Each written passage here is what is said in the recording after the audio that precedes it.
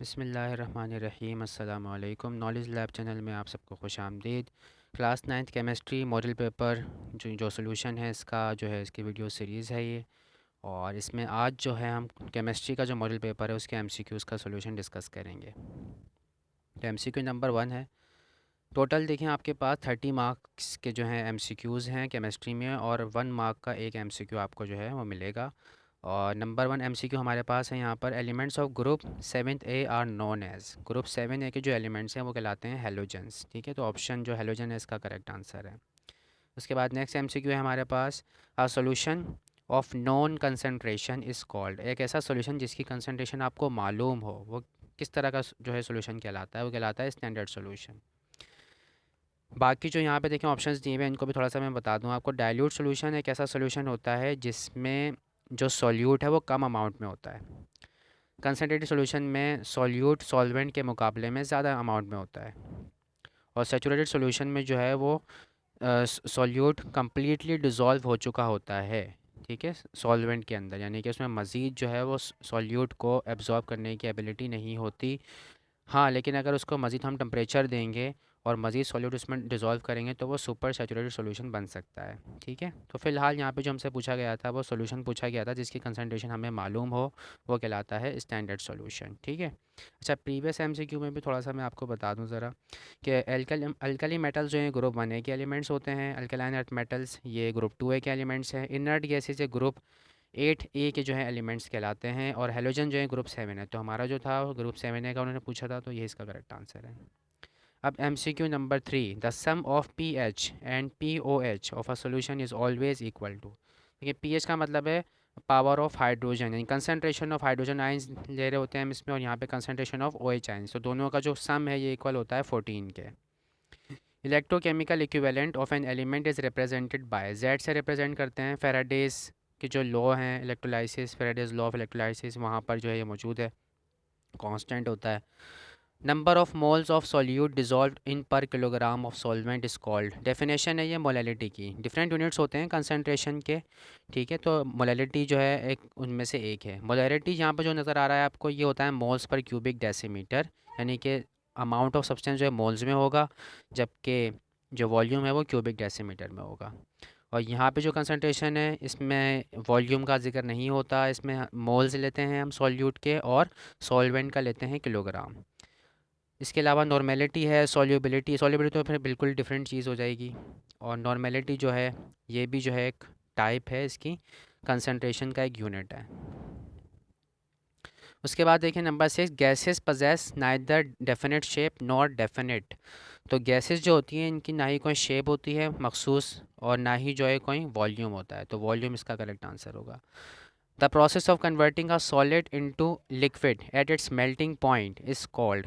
वो प्रोसेस जिसमें हम किसी सॉलिड को किसी लिक्विड में कन्वर्ट करते हैं कहलाता है फ्यूजन। ठीक है, मेल्टिंग भी हो सकता है ना यहाँ पे, तो फ्यूजन यहाँ पे बहरहाल करेक्ट आंसर है, जो यहाँ पे करेक्ट ऑप्शन दिया हुआ है। अब यहाँ पे डिफ्यूजन जो आपको नज़र आ रहा है ये कहलाता है spreading of molecules from higher concentration to lower concentration, यानी कि मॉलिक्यूल नहीं, पार्टिकल्स कह सकते हैं हम, कि पार्टिकल्स की तादाद जहाँ पर ज़्यादा है वहाँ से वो उस जगह पर मूव करते हैं जहाँ पे उनकी तादाद कम है, कंसंट्रेशन कम है, तो ये कहलाता है डिफ्यूजन।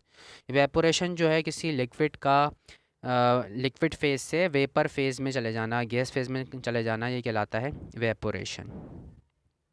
ठीक, और वेपोराइजेशन जो है ये प्रोसेस नहीं है बल्कि एक वर्ब की तरह से यहाँ पे यूज़ हुआ है, तो ये तो गलत ऑप्शन है बिल्कुल ही। तो फ्यूजन जो है हमारे पास यहाँ पर बहरहाल करेक्ट आंसर है। उसके बाद number 8, the force which holds atoms together in a molecule और क्रिस्टल इज कॉल्ड। वो फोर्स जो एटम्स को मॉलिक्यूल में या क्रिस्टल में, देखें दोनों लफ्ज़ उसने इस्तेमाल कर लिए हैं, मॉलिक्यूल भी और क्रिस्टल भी, तो वो फोर्स क्या होती है, केमिकल बॉन्ड होता है। ठीक है, अगर वो सिर्फ क्रिस्टल कहता है तो आयनिक बॉन्ड होता है, क्योंकि आयनिक बॉन्ड जो होते हैं, आयनिक कंपाउंड, ये क्रिस्टल की फॉर्म में होते हैं। इसके अलावा ज़रूरी नहीं है कि आयनिक बॉन्ड ही हो, वो कोवलेंट क्रिस्टल्स भी हमारे पास होती हैं। ठीक है, बहरहाल उसने फ़िलहाल मॉलिक्यूलर और क्रिस्टल दोनों का कहा था, तो केमिकल बॉन्ड यहाँ पे इसका जो है करेक्ट आंसर होगा।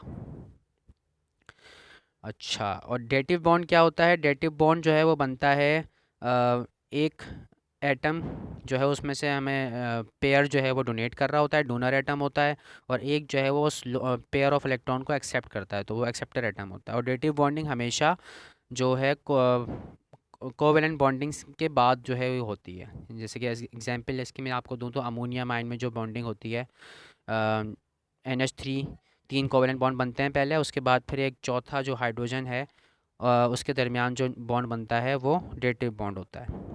पोलर बॉन्ड ये कोवेलेंट बॉन्ड की एक टाइप है जो डिफरेंट एलिमेंट्स के दरमियान जब बॉन्डिंग होती है तो ये एक पोलर बॉन्ड बनता है, ठीक है।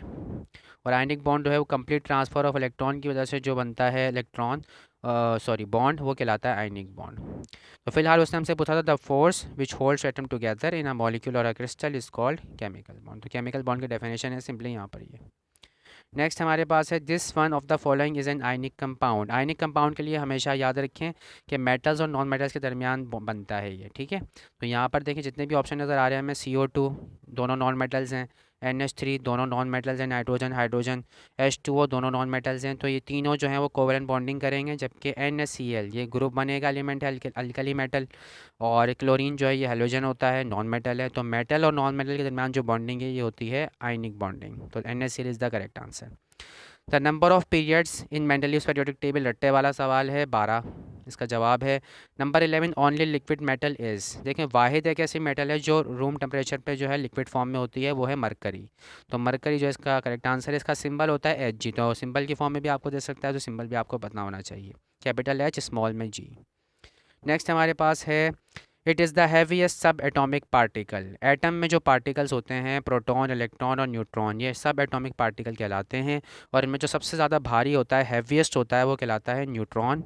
और न्यूट्रॉन के आसपास ही जो है प्रोटॉन होता है। और इलेक्ट्रॉन तो बिल्कुल ना होने के बराबर होता है इसका मास, ठीक है। फोटॉन जो है ये लाइट पार्टिकल को कहते हैं, quantum of light is called photon. Number 13. The average mass number of all naturally found isotopes of an element is called। ये definition है atomic mass की। आइसोटोप आपको पता है कैसे एलिमेंट होते हैं? आइसोटोप ऐसे एलिमेंट होते हैं जिनका एटॉमिक नंबर तो सेम होता है, यानी कि एक ही एलिमेंट के एटम्स होते हैं ये, जिनका एटॉमिक नंबर सेम होता है, मास नंबर डिफरेंट होता है। तो एलिमेंट्स जो होते हैं उनके आइसोटोप्स जो हैं वो पाए जाते हैं नेचर में। तो उनका जब एटॉमिक मास कैलकुलेट किया जाता है तो नेचुरली अकरिंग जो सैम्पल है, यानी कि डिफरेंट जगह से अगर हम सैंपल लें तो उसमें कितना परसेंट जो है कौन सा आइसोटोप मौजूद है उसको हम देख रहे होते हैं, और उससे फिर हम फाइंड आउट करते हैं मास, एवरेज एटॉमिक मास। जैसे क्लोरीन की अगर मैं बात करूं तो क्लोरीन का जो एटॉमिक मास आपको मिलता है वो 35.5 है। तो डेसिमल में आ रहा है ये जो वैल्यू आ रही है। अब इसका ये मतलब तो नहीं कि इसमें जो न्यूट्रॉन है वो बढ़ गया है, डिवाइड हो गया है, ऐसा तो नहीं है ना। तो मास नंबर यानी कि अमूमन हम एटॉमिक मास मतलब हम लोग थोड़ा इसको इस तरह से ले रहे होते हैं कि ये मास नंबर है, यानी कि नंबर ऑफ़ प्रोटॉन्स और न्यूट्रॉन्स। जबकि एक्चुअल में जो है वो किस तरह से लिया जाता है, ये इसकी डेफिनेशन देखें यहाँ पे कि जितने भी उसके नेचुरली अकरिंग आइसोटोप्स हैं किसी एलिमेंट के, पर्टिकुलर एलिमेंट के, तो क्लोरीन की अगर मैं बात करूँ एक 35 होता है और एक 37 होता है मास नंबर। तो दोनों का एवरेज जो यहाँ पर कैलकुलेट करके वो बताया हुआ उन्होंने आपको 35.5। तो डेफिनेशन है एटॉमिक मास की। In water the ratio by mass between hydrogen and oxygen is. अब हाइड्रोजन और ऑक्सीजन का जो मासेस का जो रेशो है वो आपसे यहाँ पे पूछ रहा है, ठीक है। तो इसके लिए थोड़ी सी कैलकुलेशन मैं आपको अगले स्लाइड पे दिखाता हूँ। देखें हाइड्रोजन का जो मास है वो 1 होता है, यहाँ पे देखें टू एटम्स मौजूद हैं, तो इसलिए यहाँ पे 2 मल्टीप्लाइड बाय 1, ये 2 यहाँ पे मास हो जाएगा इसका हाइड्रोजन का। ऑक्सीजन का जो मास होता है वो होता है 16। तो 2:16 दोनों का रेशो लिया हमने, 2 1 2, 2 8 16, तो 1:8 इसका आंसर आया, ठीक है। तो इसलिए जो है ये वाला option 1:8 is the correct answer. अब चलते हैं आगे। Empirical formula of glucose is. Empirical formula एक ऐसा फार्मूला होता है जो सिंपलेस्ट रेशो बता रहा होता है एटम्स के दरमियान, ठीक है। तो ग्लूकोज का जो फार्मूला है देखें यहाँ पे स्लाइड पर, C6H12O6 होता है, यानी कि इसमें 6 कार्बन है, 12 हाइड्रोजन है और ऑक्सीजन के 6 एटम्स हैं इसके अंदर। तो इन सब का हम रेशो ले लेंगे और सिंप्लीफाई कर लेंगे। तो 6:12:6 कैंसिलेशन हुई, सिंप्लीफाई किया हमने तो 1:2:1 आया। तो CH2O is the correct answer. उसके बाद a reaction in which a substance burns in oxygen to produce heat and flame is called.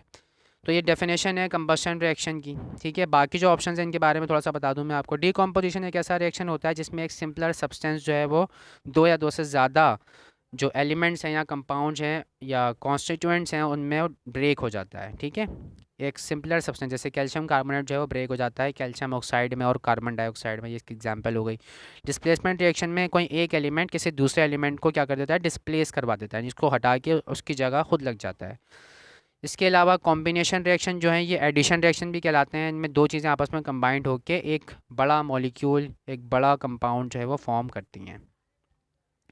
उसके बाद नेक्स्ट है हमारे पास the study of hydrocarbons. Organic chemistry की डेफिनेशन है simply it is the best disinfectant. Chlorine जो है वो डिसइंफेक्टेंट होता है। यहाँ पे देखिए ऑप्शन उन्होंने सारे ग्रुप 7 के दिए हैं, तो ग्रुप 7 में क्लोरीन जो है ये बेस्ट डिसइंफेक्टेंट के तौर पे स्विमिंग पूल्स में इस्तेमाल होता है।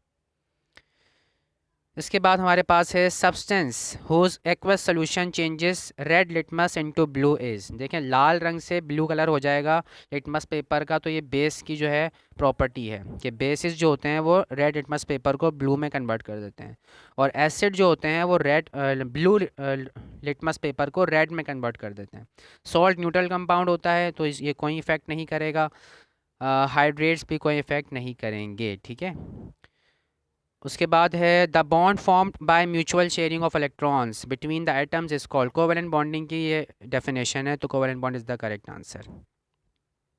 आयनिक बॉन्ड और इलेक्ट्रोवेलेंट बॉन्ड दोनों सेम एक ही चीज़ के दो नाम हैं, और ये कंप्लीट ट्रांसफर ऑफ इलेक्ट्रॉन से बनते हैं due to the electrostatic force of attraction between oppositely charge ions.